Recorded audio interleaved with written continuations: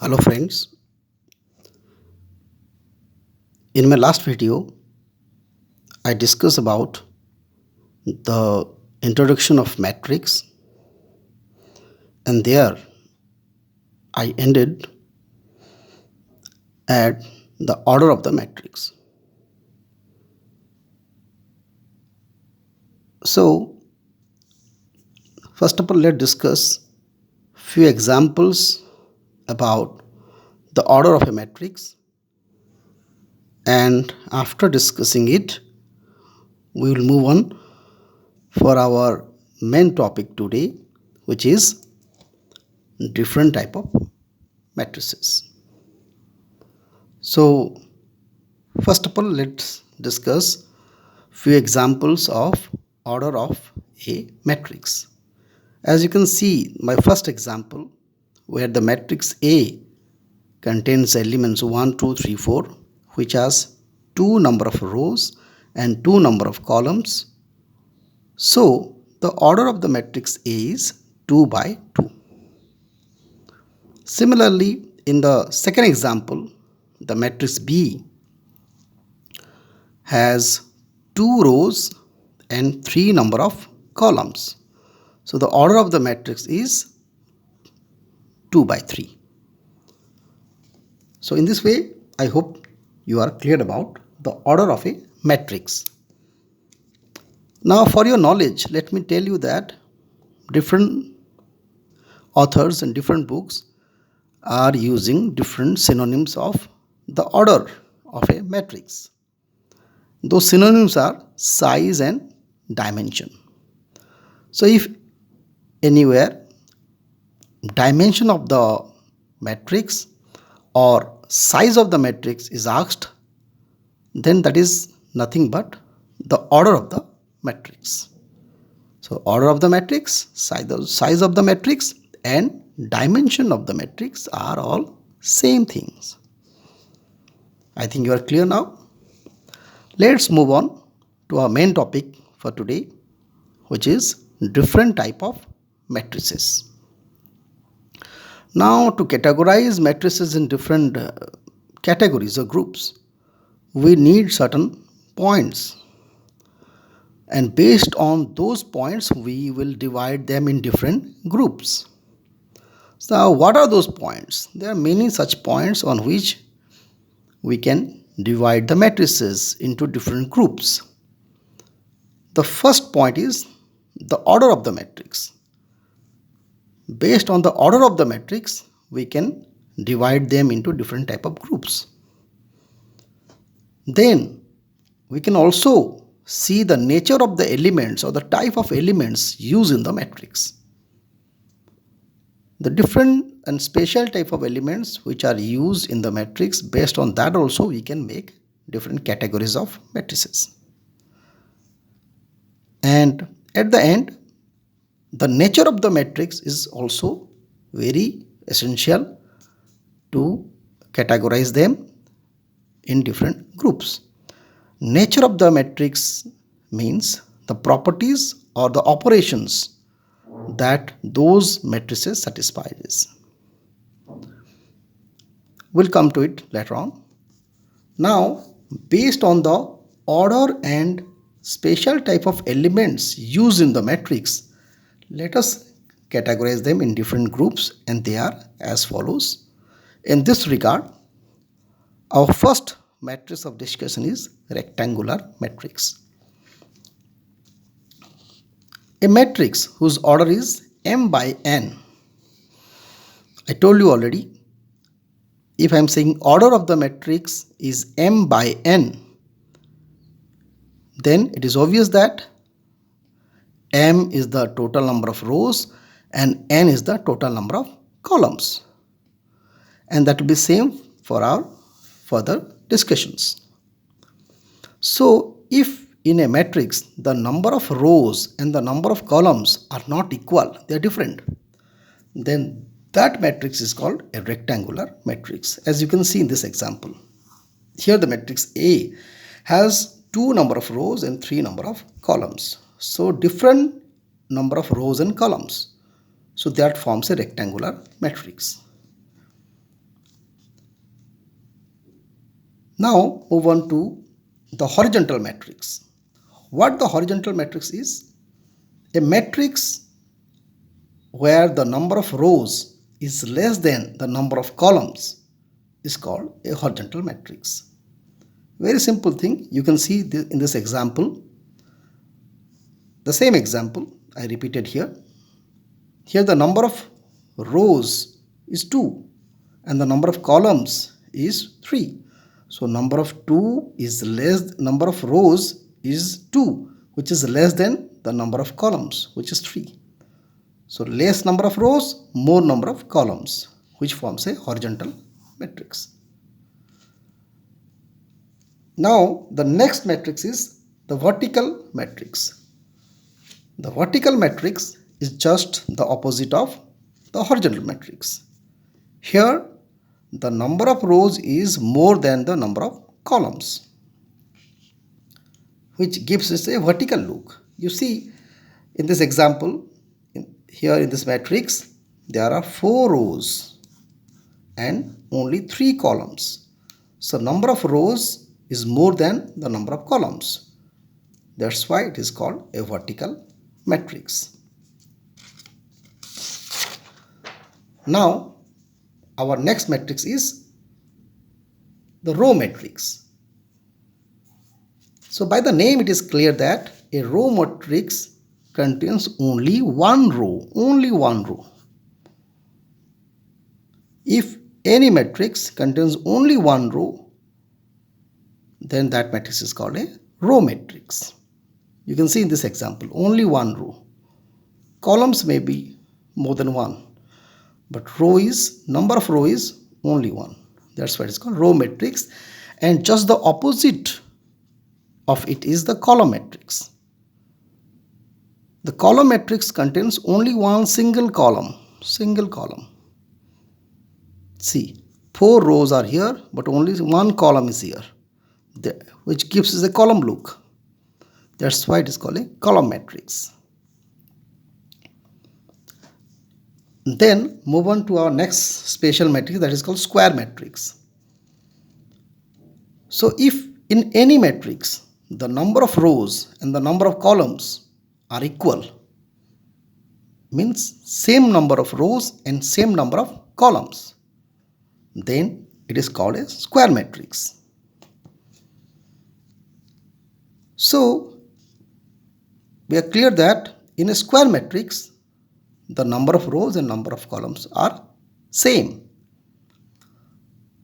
So let us take a matrix A whose number of rows and number of columns are same, means it is a square matrix, and that number of row and number of column are both equals to n. Then we can shortly say that it is a square matrix of order n. If I am saying A is a square matrix of order n, that means it is obvious that the number of rows in this matrix is n, and also the number of column in this matrix is also equals to n. Here you can see few examples. Matrix A, it contains only one single element, which order is 1. B is also a square matrix whose order is 2. C also a square matrix whose order is 3, because it has only 3 rows and 3 columns. Rows and column numbers are same. So these all are examples of square matrices. Let's move on to our next matrix, which is called zero matrix or null matrix. Now, what is this null matrix is? If all the elements of a matrix are 0, all the elements of the matrix are 0, then it is called a null matrix or zero matrix. Say I am taking one rectangular matrix whose order is m by n, and here all the elements, every elements are 0. Then I can shortly write it as O and down m by n. Here O represents the zero matrix, and m by n represents the order of that matrix. Similarly, a square matrix can also be a null matrix if all the elements of that matrix will be 0. For that, we can use the symbol O and down n. Here O represents the 0 matrix and n represents the order of the matrix for a square one. So 0 matrix can be a rectangular matrix and 0 matrix can be a square matrix also. So rectangular and square, in both categories 0 matrix used to come. But the only similarity is that here all the elements of that matrix must be 0. You see, it is a 0 matrix of 2 by 3 order. 2 rows, 3 columns, and all elements are 0. And it is a square matrix of order 3, which is also a 0 matrix. So a 0 square matrix of order 3 is a square matrix containing all elements 0. Shortly I am writing O3. Let's move on for the next matrix, which is the opposite of the 0 matrix. The opposite of the 0 matrix is called non-zero matrix. Now you can see that in 0 matrix, all elements of that matrix must be 0. But here in the non-zero matrix, all the elements are not required to be 0. If all the elements of that matrix, whether it is a square or rectangular, are not all 0, then we can call it a non-zero matrix. Here you can see in this example, it's a square matrix. I have given an example of a square matrix. But you see some zeros are present, but not all are 0. So non-zero matrix means any matrix, rectangular or square, but not all the elements simultaneously should be 0 here. Now move on to our next matrix, that is called submatrix. Submatrix. Sub means part. So submatrix or partwise matrix is definitely, this name suggests that it is a part of another matrix, a portion of another matrix. So the matter is how a portion of another matrix is obtained. So the definition says that if we are taking one matrix and we are removing or deleting any particular row or column or both, then we are getting one part of that matrix, which is again a matrix of different order. So by removing any row or any column or both at a time, we are getting another short matrix out of that, and the new matrix is called the submatrix of the original matrix. So a matrix which is obtained from a given matrix by deleting any number of rows or columns or both is called a submatrix of the given matrix. I hope you are clear now. Now, before moving for our next categories of matrix, let me discuss a special characteristics of a square matrix. As you can see, I have written the diagonals of a square matrix. Let's discuss about diagonals first, because our next categories of matrices will be based on diagonals and their elements present in the diagonals of a matrix. So what do you mean by diagonals of a square matrix? You can see, if I am this is a 3 by 3 order matrix. I am starting from the first element of the first row, and if I will go diagonally from the first element of the first row to the last element of the last row, then these elements, the 1, 5, 1, they form a diagonal, just like in the geometry. Similarly, if I'll go from the right side top corner to the left side bottom corner, I'm getting another diagonal.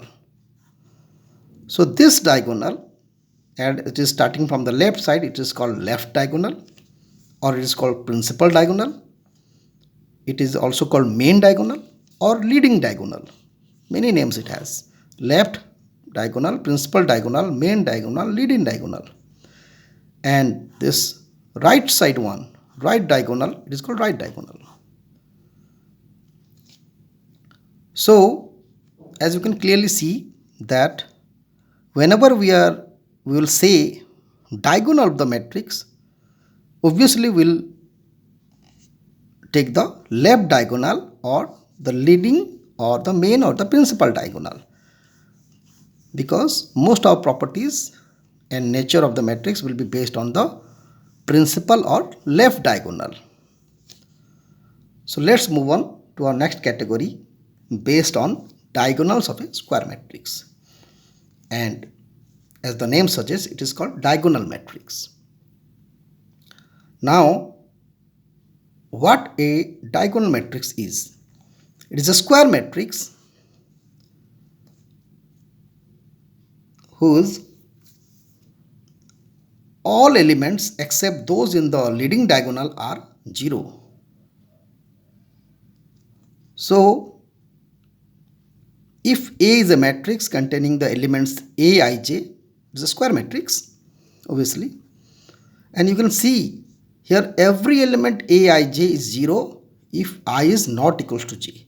I told you already in my previous videos that I is the number of rows and J is the number of column. Row number, column number. So if I am saying I not equals to J, that means I am going to tell you about non-diagonal elements, because in the diagonal elements, here in the diagonal elements, especially in the principal diagonal elements, the row and column number are same. It is the first row, first column, it is the second row, second column element, and this is the third row and third column element. 1, 1, 2, 2, 3, 3 position elements. So here I and J are same in the leading diagonal. So if I and J are equal, that means these are principal diagonal elements. For example, this is, we can take as A11, this is A22, this is A33.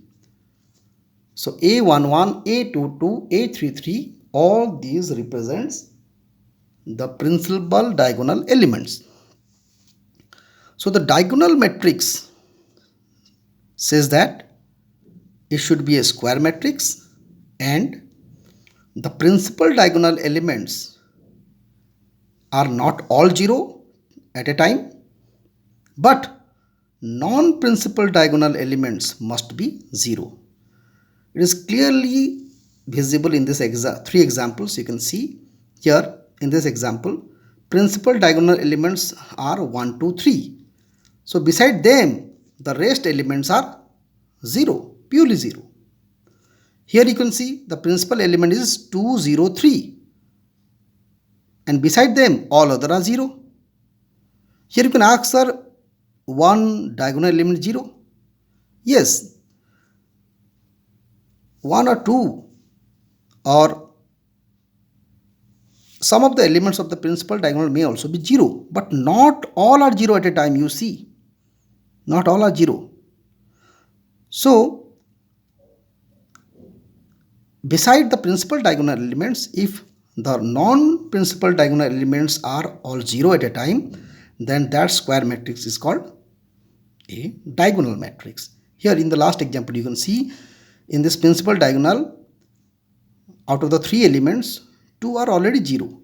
But we have nothing to worry about it. We have to see the non-diagonal elements which are purely 0. So it's a square matrix with all non-diagonal elements 0. That's why it is called a diagonal matrix. This diagonal matrix will be very crucial in our future discussions. Our next matrix is the scalar matrix. You can see. So, what a scalar matrix is? A square matrix in which every non-diagonal element are 0 and all the main diagonal elements are equal, then it is called a scalar matrix. Shortly you can say, I told you already in my previous paper that where I and j are equal, it means I am telling about diagonal elements, and if I am saying I and j are not equal, I am telling about non-diagonal elements. So if in a scalar matrix, let me make one correction here, it is k. If in a diagonal matrix all the diagonal elements are same,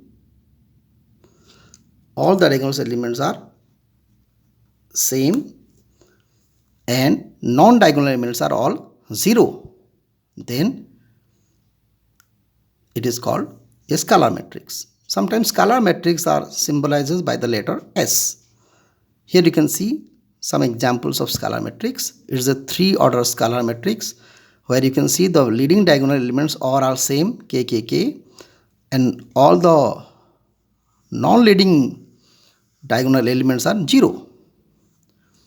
Here also you can see in this example, leading diagonal elements are all equal, all are 4, and other non-diagonal elements are 0, and same here also.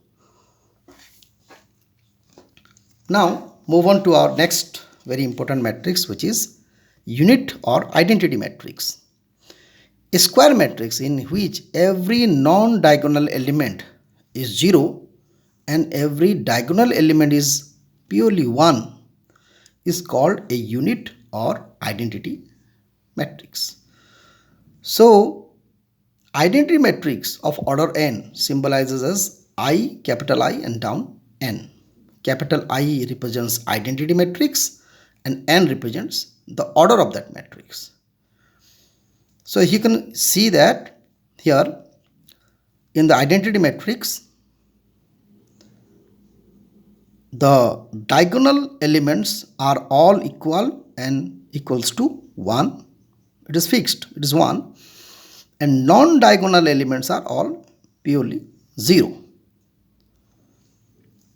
Here I1 represents identity matrix of order 1, which has only one element, and that is 1.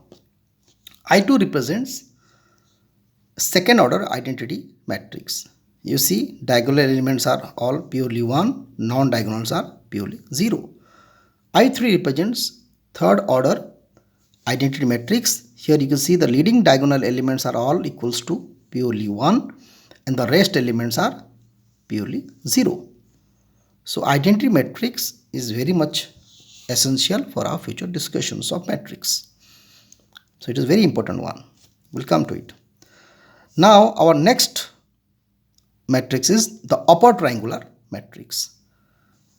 Upper triangular matrix, you can see it is a square matrix.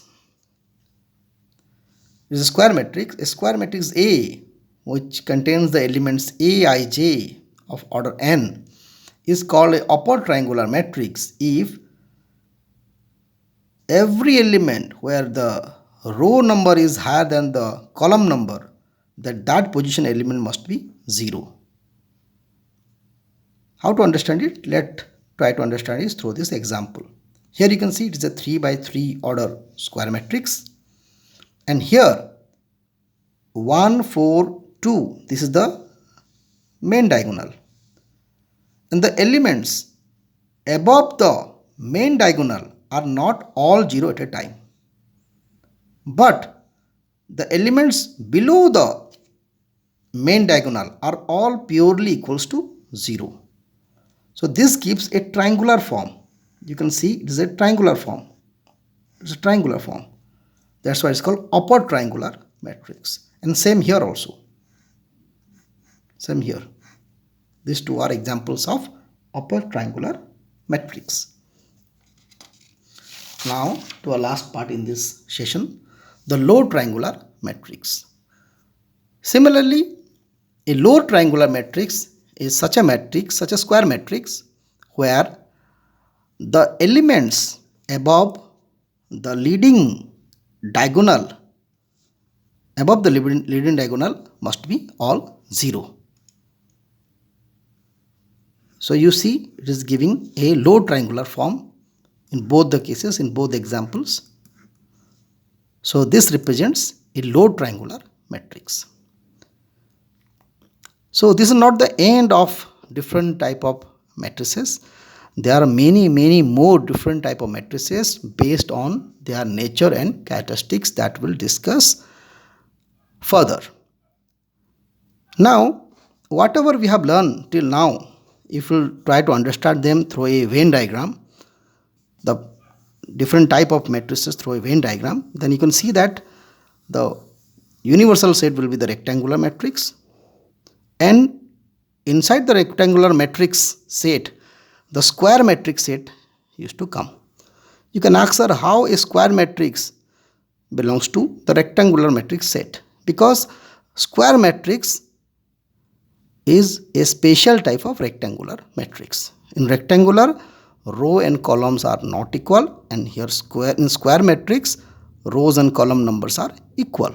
So square matrix will come under the set of rectangular matrix. Then inside that there is another set of zero matrix. Zero matrix, as you can see, it is coming under both square and rectangular. Many zero matrices are there which are rectangular type, and many are square type zero matrix. Similarly, that of submatrices. Some submatrices are of rectangular type and some submatrices are of square type. So this is the pictorial or Venn diagram to represent the concept of matrix. Hope you can understand. In our next class, we'll discuss different operations of matrices, or you can say easily algebra of matrices, or you can say different calculation of matrices, because after knowing the algebra of matrices, we can move further to discover more different type of matrices. So this much for today. Thank you.